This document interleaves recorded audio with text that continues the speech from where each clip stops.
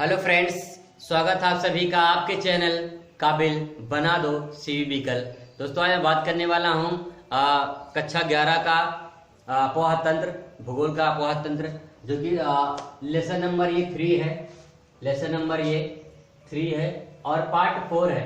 इससे पहले हम लोगों ने 3 पार्ट पे अध्ययन किया था। पहले पार्ट में हम लोग सामान्य जानकारी के रूप में अध्ययन किया, दूसरे पार्ट में हम लोग सिंधु नदी को देखा था, इसके बाद गंगा नदी। आज हम लोग बात करेंगे ब्रह्मपुत्र नदी के बारे में और इसके बाद बात करेंगे प्रायद्वीपीय जो नदियां हैं उसके बारे में हम लोग अध्ययन करेंगे। तो बात करते हैं आज हम लोग सिंधु नदी के बारे में। सिंधु नदी के बारे में थोड़ा सा बेसिक जानकारी यहाँ पे समझते हैं। तो सिंधु नदी निकलती कहाँ से है? सिंधु नदी का जो उद्गम क्षेत्र है वो कहाँ से निकलती है, यहाँ पे भी देखेंगे, थ्योरी पढ़ेंगे थोड़ा सा और मैथ में भी मैपिंग के जरिए समझने की कोशिश करेंगे। तो मानसरोवर झील से निकलती है। तिब्बत में मानसरोवर जो है कुछ इस टाइप से मानसरोवर झील है, ठीक है। और यहाँ पे आपका यहाँ से एक ग्लेशियर पड़ता है इस साइड में, ठीक है। यहाँ पे ग्लेशियर जिसका नाम है चेमायुंगडुंग,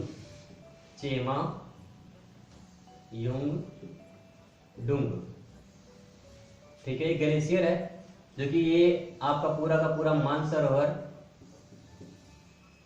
मानसरोवर झील है, ठीक है। यहाँ से चेमायुंगडुंग से हिमनद से जो है एक नदी निकलती है, ये पूरा का पूरा तिब्बत एरिया है, ठीक है। तिब्बत है, चीन का अस्तित्व है, ठीक है, चीन पे कब्जा कर रखा है। तो यहाँ से एक नदी निकलती है, यहाँ पे इस टाइप से आती है अरुणाचल प्रदेश में। अरुणाचल प्रदेश में एक क्षेत्र पड़ता है, एक क्षेत्र है जो कि आपका क्षेत्र है सदिया से ही यहाँ से ये भारत में एंटर करती है, यानी ब्रह्मपुत्र नदी भारत में एंटर करती है। जब ये तिब्बत में रहती तो सांगपो के नाम से जाना जाता है, ठीक है। ये तिब्बत में ब्रह्मपुत्र नदी को किस नाम से जाना जाता है? सांगपो के नाम से जाना जाता है। और जब भारत में एंटर करती है, ये पूरा एरिया आपका अरुणाचल प्रदेश है, ठीक है, कुछ इस टाइप से है। ये अरुणाचल प्रदेश में जब एंटर करती है तो यहाँ से 2 नदी इसमें शामिल होती हैं। एक तो नदी आपका है दिबांग और एक लोहित, ठीक है। यहाँ पे आके ये नदी में दिबांग और लोहित इस टाइप से आके मिलती है इसमें, और मिलने के बाद ये जो है आपके असम एरिया में आती है, यहाँ पे असम पर, ठीक है। इसके बाद जो है ये असम होते ही ये चली जाती है कहाँ पे? बांग्लादेश में। ये एरिया बांग्लादेश है और बांग्लादेश में फिर इसके बाद चली जाती है यहाँ पे आपका पड़ेगा बंगाल की खाड़ी, ठीक है। बंगाल की खाड़ी में आके गिर जाती है, यानी इसका मुहाना कहाँ पे है? बंगाल खाड़ी में, ठीक है। उससे पहले यहाँ पे 2 नदियां आके मिलती है इसमें, एक तो दिबांग है, एक तो लोहित नदी है। इसकी दोनों नदियों के मिलने के बाद तब ये ब्रह्मपुत्र नदी के नाम से जानी जाती है, ठीक है। इन्हीं से भारत में क्या कहेंगे? इसे ब्रह्मपुत्र नदी। 2 पॉइंट है यहाँ पे, दिबांग और लोहित दोनों का संगम होता है। वैसे कि भागीरथी और अलकनंदा का जब संगम होता है तब उसके बाद देवप्रयाग से गंगा नदी गंगा कहलाती है। वैसे ही अरुणाचल प्रदेश में 2 नदी आपस में मिलती हैं।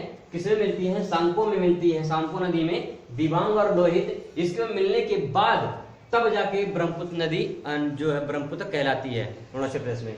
इसके बाद ये एंटर करती है असम से फिर इसके बाद चली जाती है कहाँ? बांग्लादेश में। फिर बांग्लादेश में जो है चली जाती है बंगाल खाड़ी में। बांग्लादेश में इसे जमुना के नाम से जाना जाता है।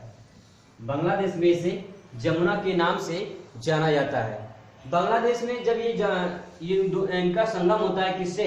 गंगा नदी से। गंगा नदी से मैं बताया था आपको, उत्तराखंड के गोमू से निकलती है इस टाइप से और जाके ये जो है बांग्लादेश में इन दोनों का संगम होता है। यानी जब संगम होता है गंगा नदी और ब्रह्मपुत्र नदी का, तब गंगा नदी को बांग्लादेश में पद्मा के नाम से जाना जाता है और ब्रह्मपुत्र नदी को बांग्लादेश में जमुना के नाम से जाना जाता है। इन दोनों नाम को थोड़ा सा कंफर्म करेंगे। जमुना के नाम से बांग्लादेश में ब्रह्मपुत्र नदी को, और पद्मा किसे कहते हैं? पद्मा कहते हैं गंगा नदी को। अब इन दोनों का जब संगम होता है, जब एक नदी हो जाती है तब इसका नाम हो जाता है मेघना। इसको क्या कहते हैं? मेघना कहते हैं, इस टाइप से, ठीक है। यानी गंगा नदी को पद्मा कहते हैं बांग्लादेश में, और बांग्लादेश में जो है ब्रह्मपुत्र नदी को जमुना नाम से जाना जाता है। दोनों का जब संगम हो जाता है तो इसे मेघना के नाम से जाना जाता है और ये बंगाल खाड़ी में चली जाती है, वही डेल्टा का निर्माण होता है इस टाइप से। ठीक है, इसके बाद ये यहाँ पे हो गया। इसके बाद यहाँ कुछ नदियां और है, दिबांग लोहित भी सहायक नदियां इसकी मानी जाती हैं। ठीक है, इसकी सहायक नदियां हो जाएंगी। तो यहाँ पे हम लोगों ने इसको देखेंगे और इसके साथ साथ ये तीन जो है देश से गुजरती हैं। एक तो तिब्बत यानी चीन कह सकते हैं, इसके बाद भारत, फिर बांग्लादेश। तिब्बत में इसे सांपो के नाम से जाना जाता है, यानी सांपो के नाम से। भारत में ब्रह्मपुत्र और बांग्लादेश में जमुना के नाम से जाना जाता है। ठीक है, तो यहाँ पे पॉइंट हो गया आपका ब्रह्मपुत्र नदी के बारे में। अब हम लोग बात करते हैं भारत की प्रायद्वीपीय नदियां कौन कौन सी।